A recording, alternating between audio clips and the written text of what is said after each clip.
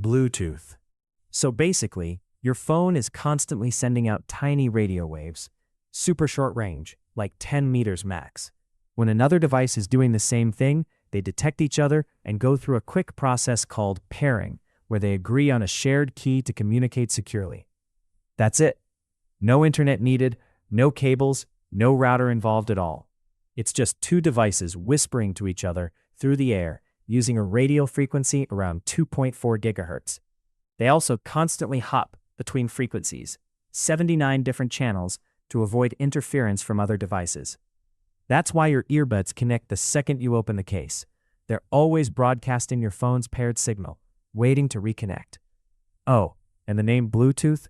It's from a Viking king named Harald Bluetooth, who united disconnected tribes under one kingdom. Same idea, getting devices that never talked before to communicate. Wi-Fi. Your router is basically a mini radio station sitting in your house. It takes the internet signal coming in from the cable or fiber in your wall and converts it into radio waves that it broadcasts through the air in every direction. Your phone, laptop, everything, they all have tiny antennas inside that catch those waves and convert them back into usable data. The reason Wi-Fi slows down through walls is the same reason a radio gets fuzzy on a road trip. Physical objects absorb and scatter the signal. Thick concrete walls are way worse than wood or drywall. The closer you are to the router, the stronger and cleaner the signal, and the faster your speeds. There are also different Wi-Fi bands. 2.4 gigahertz travels farther but slower. 5 gigahertz is faster but shorter range. That's why devices far from the router sometimes switch to 2.4 gigahertz automatically. It's all just radio waves carrying your Netflix and your memes invisibly across the room. Mirror light hits any object and bounces off in all directions. That scattered reflection is how you see literally everything around you. But a mirror works differently. It's a surface so perfectly flat and smooth that when light hits it, instead of scattering, it bounces back at the exact same angle it came in, like a perfectly straight billiard shot. That precision is what preserves the full image and sends it directly back to your eyes. The magic layer is actually behind the glass, a thin coating of aluminum or silver that reflects almost all light that reaches it, around 95%. Regular glass reflects a little too. That's why you see yourself faintly in a window at night when it's dark outside. A mirror just cranks that reflectivity to the max. And because it's so perfectly flat, every single point of light from your face reflects back to your eyes at the exact right angle, giving you a perfect copy of reality. GPS. Right now there are over 30 satellites orbiting Earth at about 20,000 kilometers up, and every single one of them is constantly broadcasting a signal containing just two things: its exact position in space and the exact time the signal was sent. Your phone picks up those signals from at least 4 satellites simultaneously. Because you know that signals travel at the speed of light, and you can measure how long each signal took to arrive, you can calculate your exact distance from each satellite. Now you have 4 distances from 4 known points in space.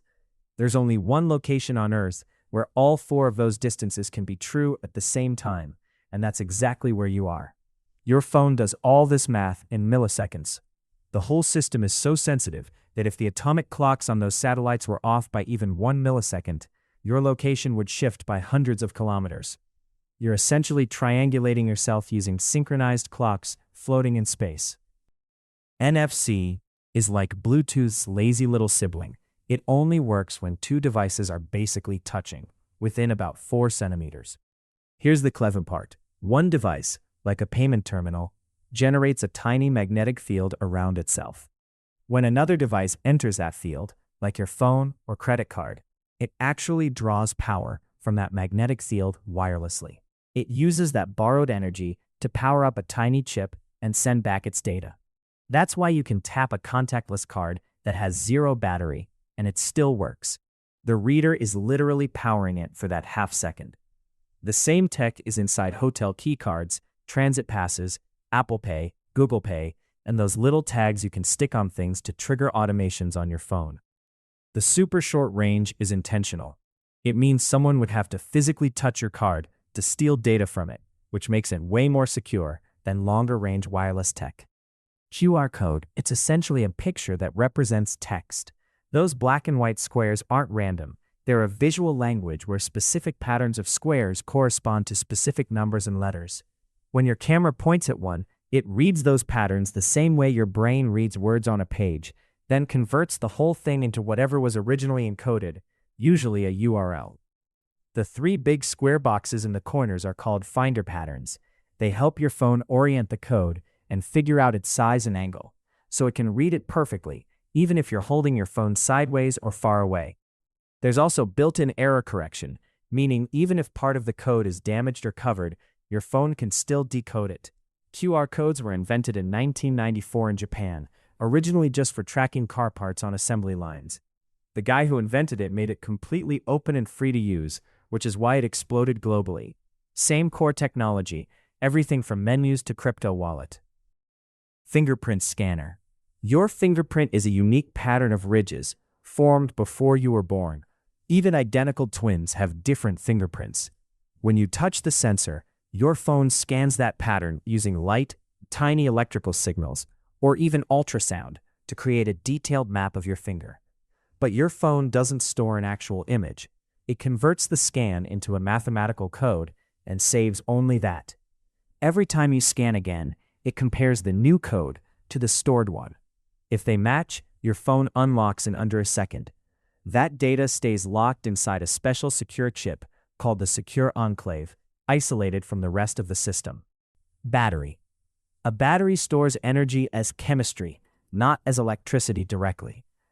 Inside your phone's lithium battery, there are two electrodes, a positive side and a negative side, separated by a material that only lets certain particles through.